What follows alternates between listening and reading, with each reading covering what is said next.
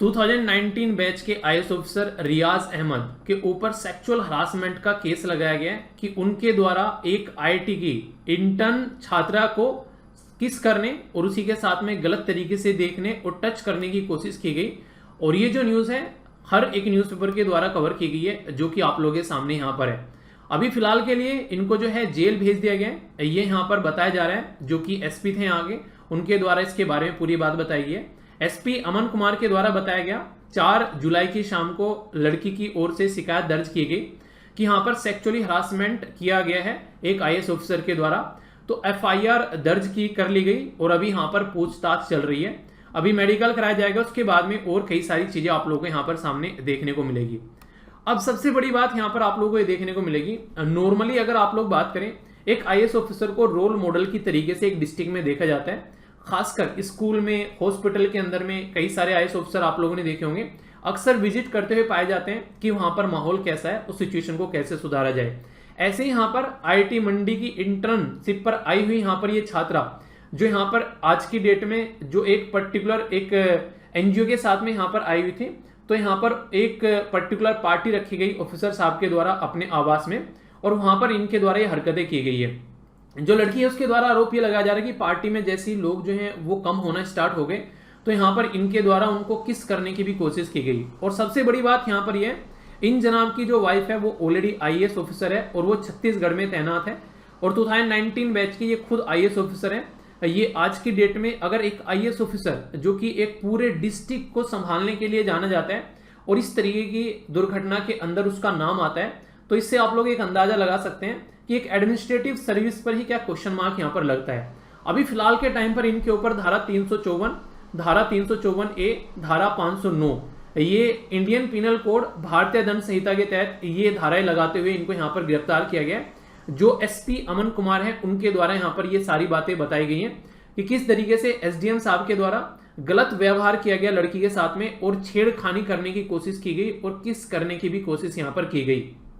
इसमें अगर मैं आप लोगों से बात करूं, यहाँ पर सेक्शन 354 जो ए है ये सेक्सुअल हरासमेंट के लिए आता है, और सेक्शन 509 जो है यहाँ पर कोई ऐसा जेस्चर करना, उसको घूरते रहना, कुछ उल्टी सीधी हरकतें करना, तो उसके लिए आप लोगों को यहाँ पर देखने को मिलता है। तो कहने का मतलब यहाँ पर ये कि जो भी एथिक्स का पेपर यहाँ पर पढ़ाया जाता है या फिर सोसाइटी में किस तरीके से आप लोगों को रहना है, आप लोगों को रोल मॉडल मानकर लोग आगे बढ़ते हैं, वो सारी चीजें इनके द्वारा 1 सेकंड में ताक पर रख दी गई है। और शिकायत करने के लिए कोई एक छात्रा नहीं, टोटल 8 छात्राएं यहाँ पर पहुंची थाने के अंदर में, महिला थाने के अंदर में यहाँ पर शिकायत दर्ज की गई, जिस शिकायत के बाद में यहाँ पर एक्शन लिया गया। और सबसे बड़ी बात यहाँ पर यह है कि एक ऐसी पोस्ट पर बैठे हुए पर्सन के खिलाफ यहाँ पर शिकायत दर्ज करके एक्शन लेना, यही बहुत बड़ी बात होती है। तो एक अच्छी बात है, चाहे वो आईएएस ऑफिसर हो, चाहे वो किसी भी पोस्ट पर क्यों ना हो, अगर वो कुछ गलत कर रहा है तो उसके खिलाफ अगर शिकायत दर्ज करके उसको गिरफ्तार किया जा रहा है, तो इससे 2 फायदे आप लोगों को देखने को मिलेंगे। एक तो ये कि जिन लोगों के खिलाफ ऐसी कुछ चीजें हो रही है, मतलब एक तरीके से एक लड़की को छेड़ा गया, तो आगे से किसी लड़की के खिलाफ अगर ऐसा कुछ होगा वो मामला दर्ज कराने से पीछे नहीं हटेगी, जो कि काफी इंपॉर्टेंट है।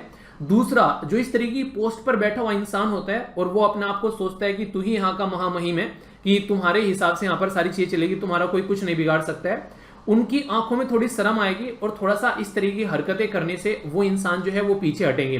तो ये दोनों के लिए एक अच्छा काम है। देखिए, सोसाइटी में कहीं भी अगर ऐसा केस देखने को मिले तो सबसे बड़ी बात यहाँ पर यही होती है कि हम लोगों को आगे निकल कर आना चाहिए और उसके खिलाफ आवाज उठानी चाहिए। अगर कहीं पर भी आप लोग कुछ गलत देखने को मिलता है और आप लोग उसके ऊपर आवाज नहीं उठाते हैं, आप लोग चुप रह जाते हैं, तो इनडायरेक्ट वे में आप लोग उस चीज को बढ़ावा दे रहे हैं कि जो भी हो रहा है वो कोई गलत नहीं है, ठीक है, इतना चलता रहता है। तो वो एक आगे चलकर हो सकता है आपको नुकसान न पहुंचाए, किसी और के लिए और ज्यादा नुकसान का रीजन बन जाए और कई बार लोगों की जान तक ले लेता है। इस घटना के बाद में सुसाइड तक लोग कर लेते हैं अक्सर।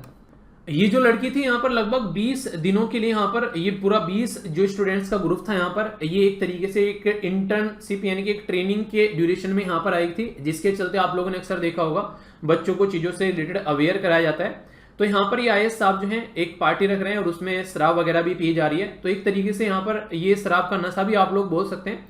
हालांकि शराब का नशा एक अलग चीज है यार, दुनिया पीती है, पर लेकिन इसका मतलब ये नहीं है कि तुम कोई भी हरकतें करोगे शराब पीकर।